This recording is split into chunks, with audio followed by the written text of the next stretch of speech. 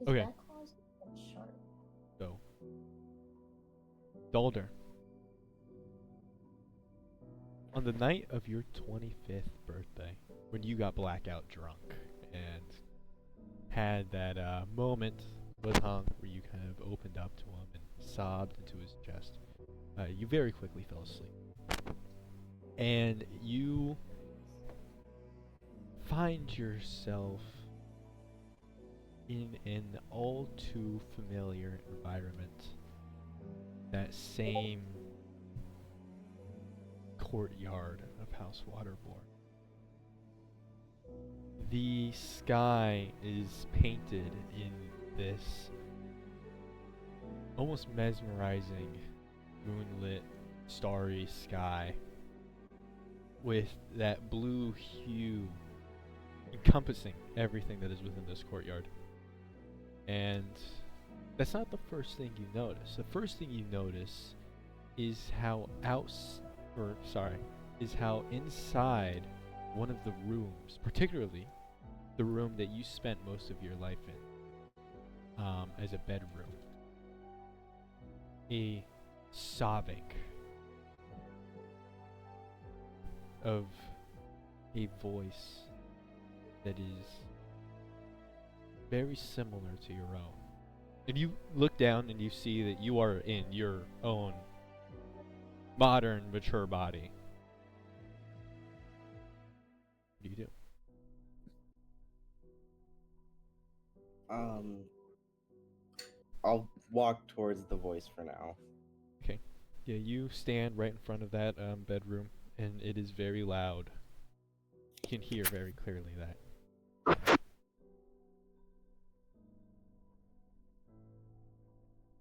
Is the door open or am I? It's closed.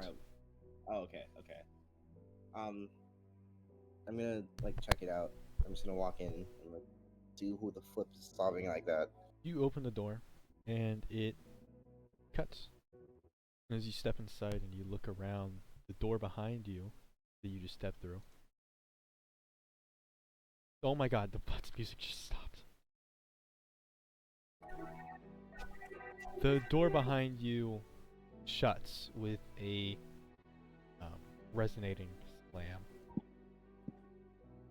And the night sky, or the window that you can look out, a lot of the time when you would be able to look out there, you could see the kind of rolling plains of Moonicus as the House of Waterborne was kind of nestled on the outskirts of the capital city, kind of by the countryside, allowing a very pleasant view as you looked out. You'd be able to see a little bit of the forests. But right now, you see nothing. A pitch blackness that seems almost separate from the environment, because inside your old room is lit by the candle that is on like the study desk that they gave you for homework. But that light just does not seem to pierce that darkness outside.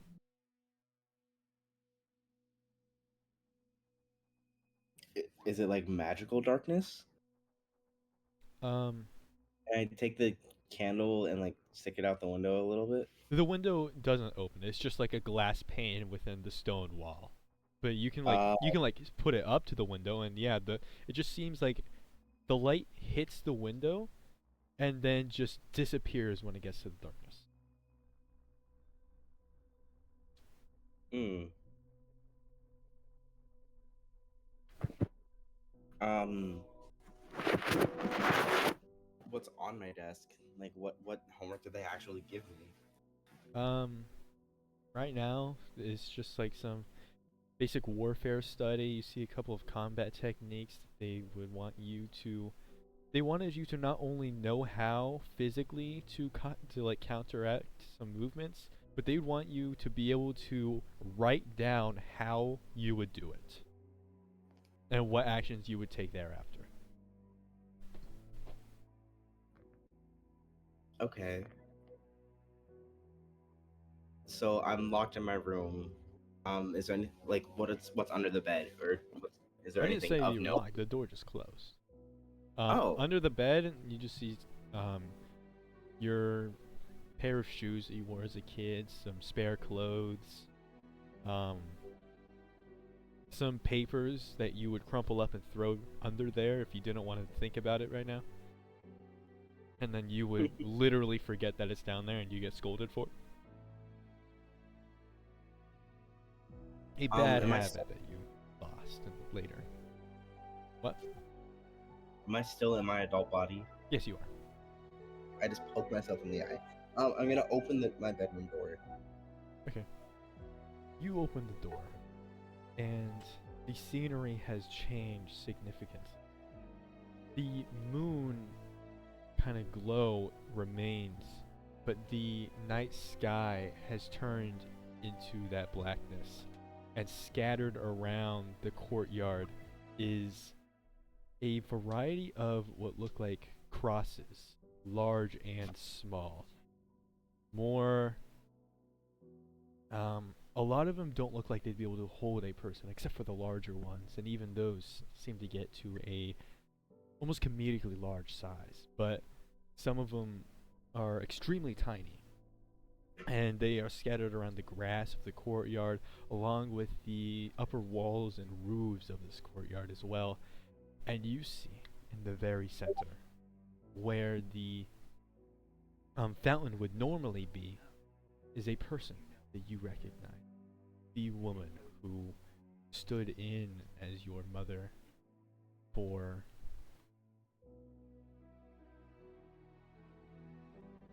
pretty much the entirety of your life. She has these chains around her arms, and she's like pulled upwards. She remains on her like knees, and her head is looked down to the ground, but the chains reach up almost infinitely into the dark. And then you see her pick her head up and look upwards. She says, "It is over. The deal is done. He is old enough now.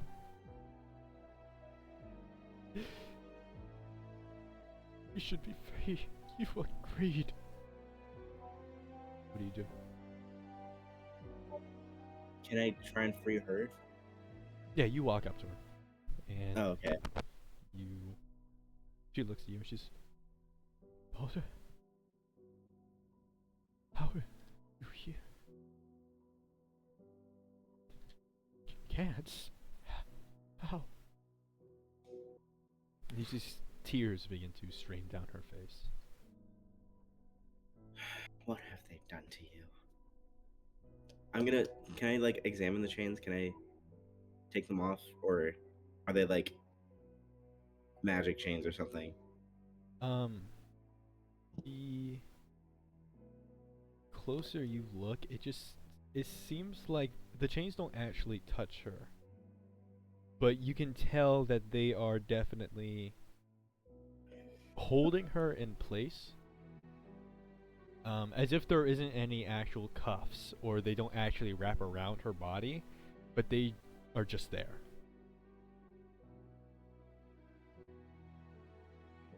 "I'm sorry. You shouldn't be here. You can't." And then, Why not? What's happening? What's going on? as she says that, you see what look like stitches stitch her mouth closed, and her eyes widen, and she through muffled sounds, kind of like screams. And then a figure approaches from seemingly nothing. It really, you can't tell, its body is just that same complete darkness, with what looks like a large overcoat over its body, and a singular red orb where the center of his face would be. Check DMs for a reference image. What the hell? And you hear a voice which seems to come from all around you. "A dreadful shame what they have done to her. What he has done to her.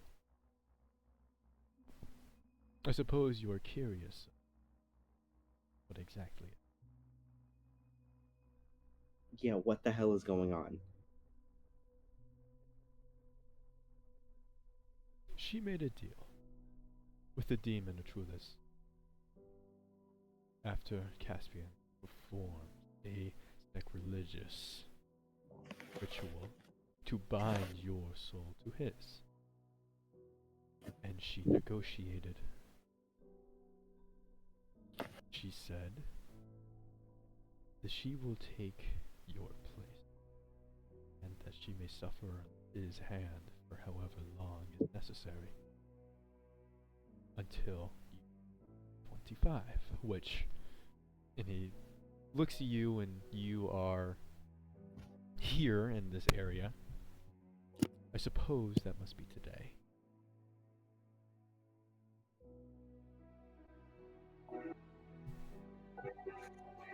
So what happens now? Well, she is free, and your soul is no longer under the watchful eye of. But let me show you something. And he kind of brings his hand into a circle, and you find yourself in a position that you had never even imagined you would ever be in your life. You see the planet that you live on, but you are thousands, if not millions of miles above it. You almost can't comprehend what's going on right now. You can see the two moons, and they are extraordinarily large than you could imagine. You can't even picture being this close to them. They look so small in the sky. And you see the planet, and you see like the continent that you've lived on your entire life, and you see a couple of the islands, the smaller continent, the smaller desert continent down to the south, and a couple of islands that you have never even seen on the maps before. You didn't even know that they were there. And if you kind of look around and see other planets all revolving the sun. And it speaks again.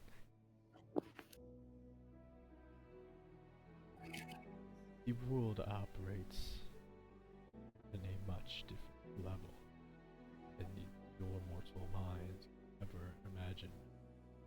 So many cogs and wheels at play. So many different beings that vie for some lost time. And he points with an outstretched palm to the distance, and you see the ascended form of Zynra in hand-to-hand combat with a divine dragon. Some are much more active.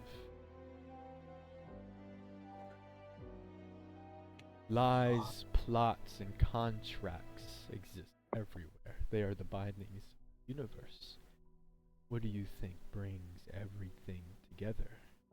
What holds you down to the planet as it spins?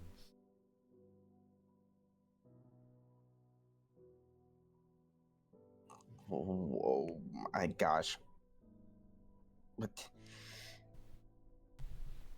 I don't even know how to process what I'm seeing right now. I know it is a lot to take in, but that woman, I imagine she's important to you? Yes. More important than anything. Trulez will not let her soul free. He is too cunning to allow such a simple and basic contract to exist.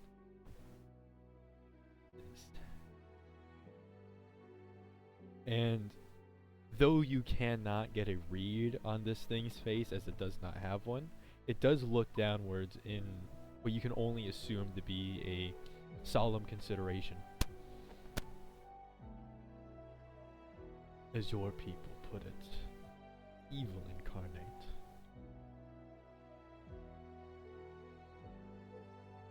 Why are you showing me all of this? Who are you? That I cannot tell you. Like I said, there are things beyond your grasp, your ability to understand. If I were to tell you, it would leave a profound effect. That which I do not want to cause. But as soon as she is free, Liz will return, and you will be under his thumb, which are to. And you see it kind of take a hand out of the coat pocket, and it is just that like inky blackness, but you can see almost like wisps of flame and smoke coming off of its form as it sets the hand on your shoulder, and you just feel a bone chilling cold as it does this. Though I hate to see you become a pawn,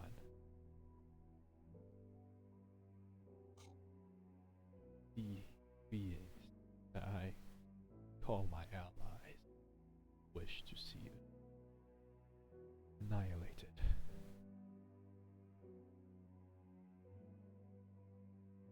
I ask, before the clock strikes midnight, give me your soul. Though Trules My does not have control, I will guide you to him. I will protect you from him, and you may destroy him and all that he is. Ensure that not a single fragment of his being remains. How do I know I can trust you? Do you want an insight check on? Yes. Alright, insight. Fuck.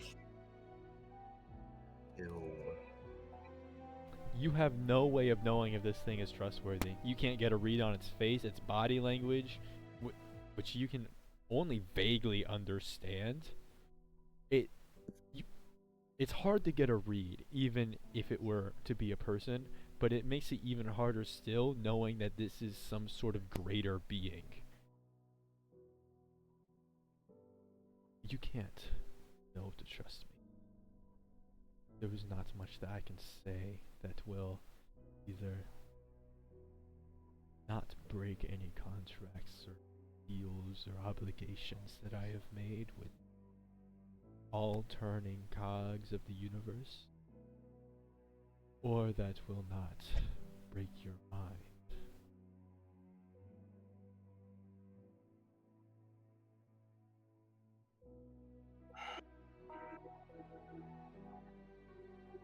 I know this is a large ask, but I am asking you to trust me.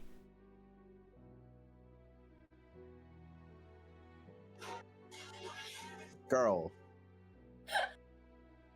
Joelle just played something really loud off her phone, and I'm so sorry. It's okay.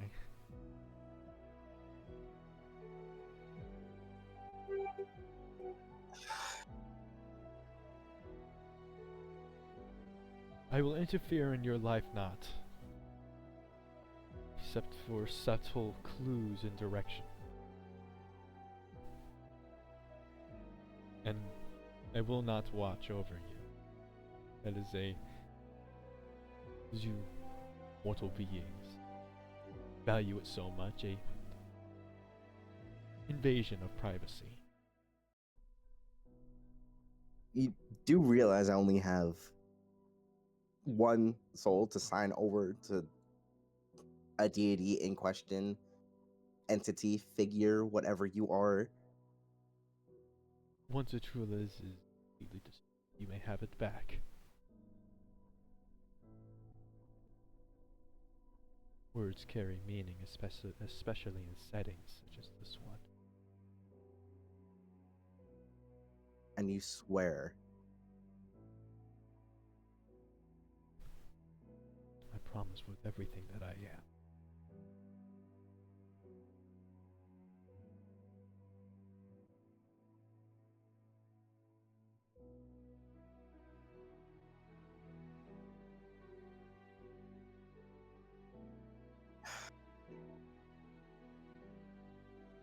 If you can explain to me why Caspian even like made this contract to begin with, I'll consider it. Caspian water bind your soul away to a true les, so that he may invade Fireball and put you in the center of combat. He intended to retreat with his troop, and in a fit of self-preservation, you would turn into something unimaginably powerful, tapping into what he thought to be would be your coolest potential, capable form. And with that, you would completely annihilate all that is House Fireball. Why such a extreme measure for such little?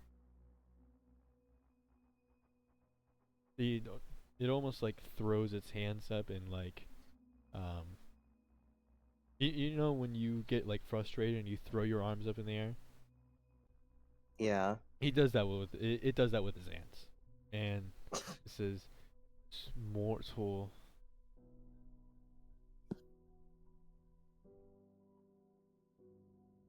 What's the word?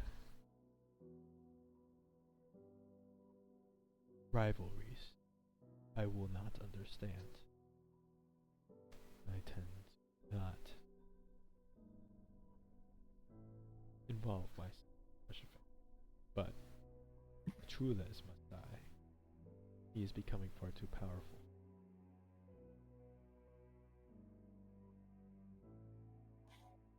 Safety of all that is.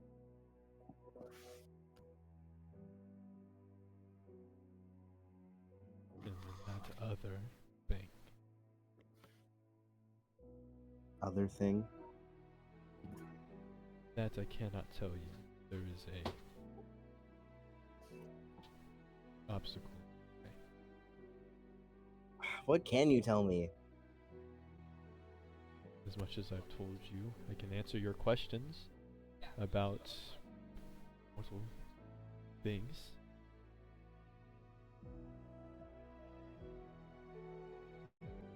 Particularly those of the past.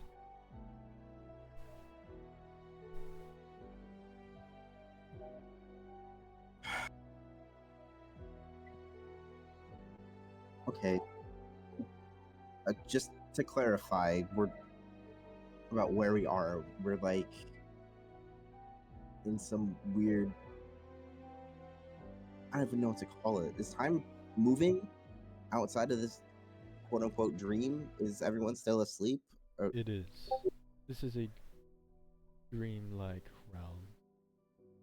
One that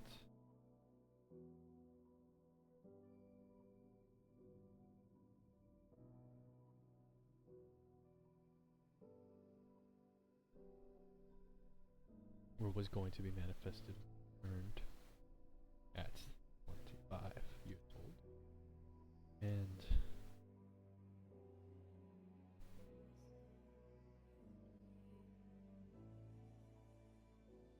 I simply took control over it to speak with you privately.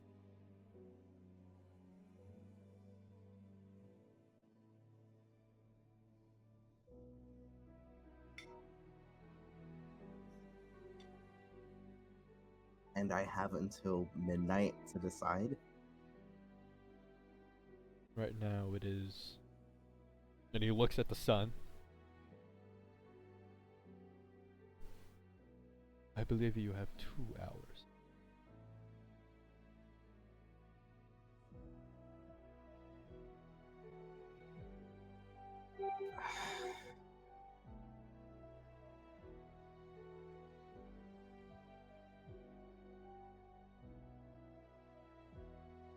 If I sign this over to you, you swear.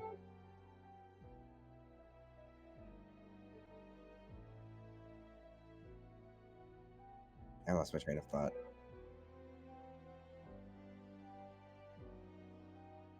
That you won't bring harm to those that I care about. On all my being.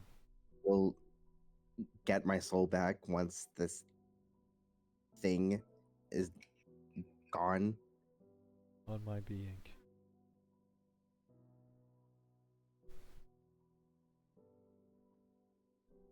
Will just killing some entity like that cause an imbalance? Or is that not how that works? It will, but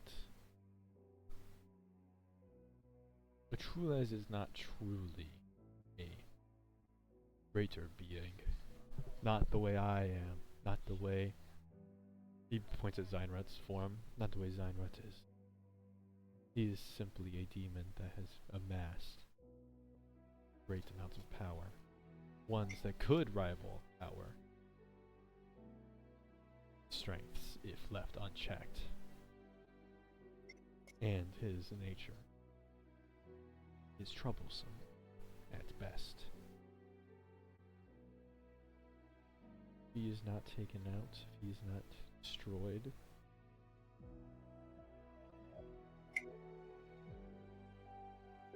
then a even greater upset and balance will happen.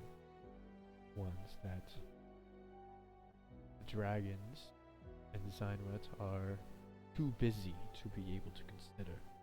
They're so busy in their squabbles that they do not picture the true scheme of the universe and the things at play. The dragons care too much for their pride, and Zeinrat is too narrow-minded, focused on his current goal going on around.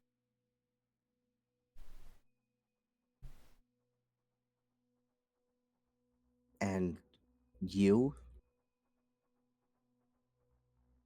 I'm one of the few that ensures everything is still the way it is, making sure magic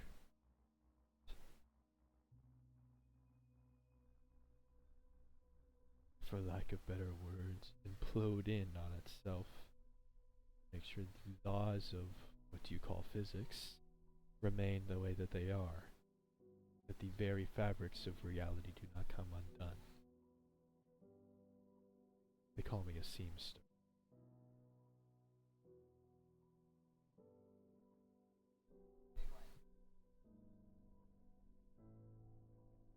Well, okay, Mr. Seamster.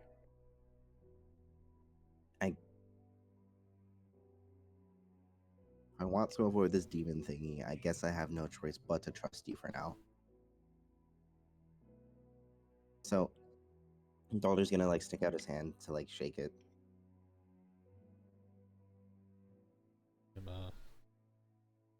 It brings up its hand, and again, you feel that bone-chilling cold as you take its hand in yours.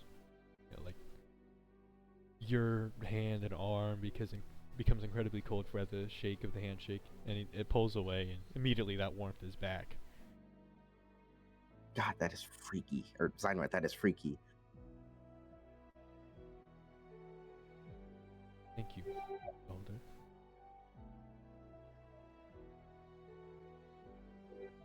And then it disappears, and you find yourself in a regular